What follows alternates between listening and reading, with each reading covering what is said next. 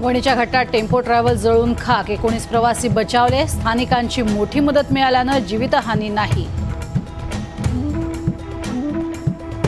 इराणच्या अध्यक्षांच्या अपघाती मृत्यूप्रकरणी भारतात 1 दिवसाचा राष्ट्रीय दुखवटा जाहीर.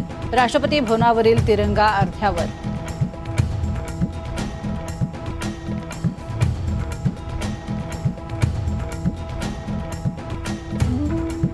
तामिळनाडूला पावसानं झोडपलं. रात्रीपासूनच कोडईकॅनाल भागात अचानक पूरस्थिती. पावसाचा जोर वाढण्याची शक्यता. कोल्हापूर, धाराशिव, बुलढाण्यामध्ये अवकाळी पावसाचा तडाखा. कोल्हापुरात गाडीवरती झाड कोसळलं. काही ठिकाणी पिकांचंही नुकसान. पुणे पोर्शे प्रकरणी लोकांचा यंत्रणेवर संताप. अल्पवयीन मुलाच्या हातात गाडी दिली कशी?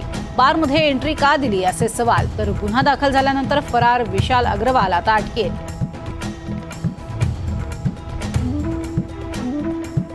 पुणे पोर्शे प्रकरणी आरोपीला विशेष वागणूक दिली असेल तर सीसीटीव्ही तपासून संबंधितांवर निलंबनाची कारवाई करा.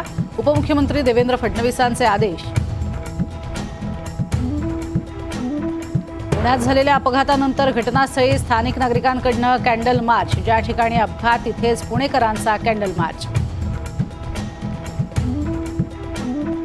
उत्तर प्रदेशमध्ये बनावट मतदानाचा व्हिडिओ व्हायरल. व्हिडिओमध्ये दिसणाऱ्या किशोरला अटक. 25 मे रोजी होणार पुन्हा मतदान.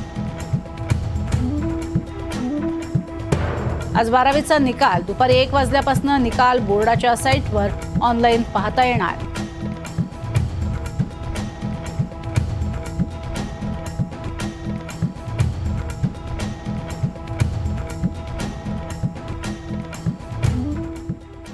नमस्कार.